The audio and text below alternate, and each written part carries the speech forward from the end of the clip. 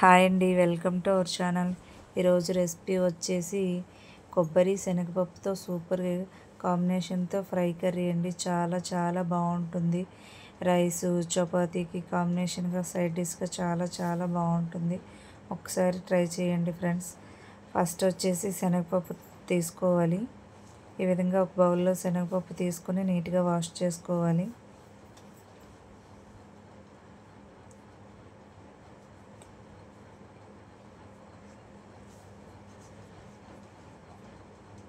ఈ విధంగా నీట్గా వాష్ చేసుకున్నాక వాటర్ పోసుకొని ఒక 5 మినిట్స్ నానబెట్టుకోవాలి. ఈ విధంగా నానబెట్టుకున్న శనగపప్పుని కుక్కర్లో వేసుకోవాలి. ఈ విధంగా కుక్కర్లో వేసుకొని 1/2 గ్లాస్ వాటర్ వేసుకోవాలి. ఈ విధంగా 1/2 గ్లాస్ వాటర్ వేసుకొని కుక్కర్ మూత పెట్టుకొని ఒక 2 విజిల్స్ 3 విజిల్స్ రానివ్వాలి.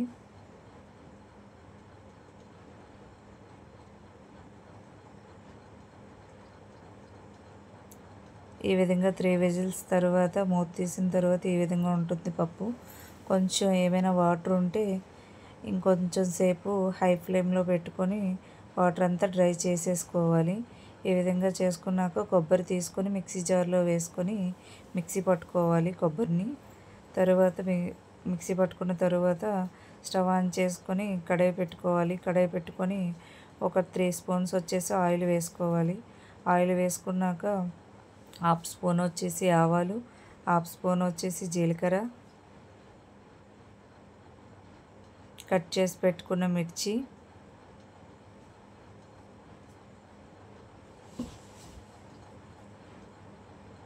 తరువాత 2 మీడియం సైజు ఆనియన్స్ కట్ చేసుకొని వేసుకోవాలి.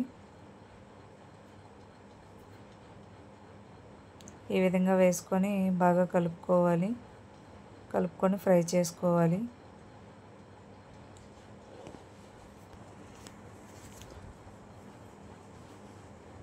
ఈ విధంగా ఫ్రై చేసుకున్న తరువాత ఫ్రెష్గా దంచుకున్న అల్లం వెల్లుల్లి పేస్ట్ వేసుకోవాలి. ఈ విధంగా అల్లం వెల్లుల్లి కూడా వేసుకొని కలుపుకొని ఫ్రై చేసుకోవాలి. ఈ విధంగా అల్లం వెల్లుల్లి ఫ్రై అయిన తర్వాత 1 స్పూన్ వచ్చేసి సాల్టు, 1/2 స్పూన్ వచ్చేసి పసుపు, ఈ విధంగా సాల్ట్ పసుపు వేసుకొని కలుపుకోవాలి.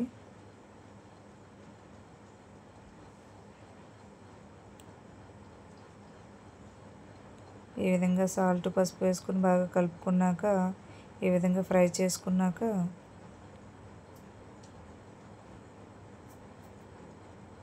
అందులోకి వచ్చేసి మనం మిక్సీ పట్టుకున్న కొబ్బరి వేసుకోవాలి.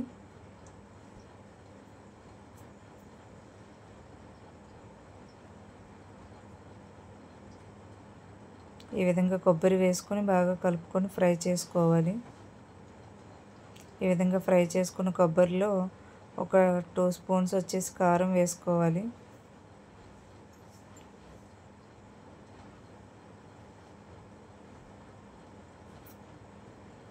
ఈ విధంగా కారం వేసుకున్న తర్వాత ధనియాల పౌడర్ వేసుకోవాలి. 1 స్పూన్ వచ్చేసి ధనియాల పౌడర్ వేసుకోవాలి. ఈ విధంగా బాగా కలుపుకొని ఫ్రై చేసుకోవాలి.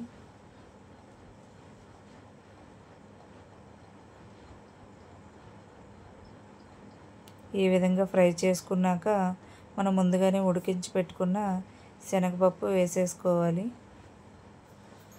ఈ విధంగా శనగపప్పు కూడా వేసుకొని ఫ్రై చేసుకోవాలి బాగా కలుపుకొని.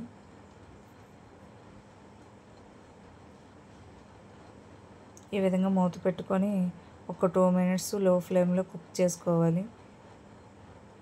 ఈ విధంగా మూత తీసి బాగా కలుపుకోవాలి. ఫైనల్లీ ఈ విధంగా ఫ్రై చేసుకోవాలి.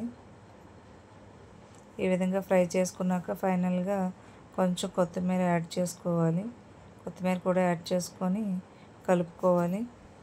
ఈ విధంగా ఒక్కసారి కొబ్బరి శనగపప్పు కాంబినేషన్లో చేయండి ఫ్రెండ్స్.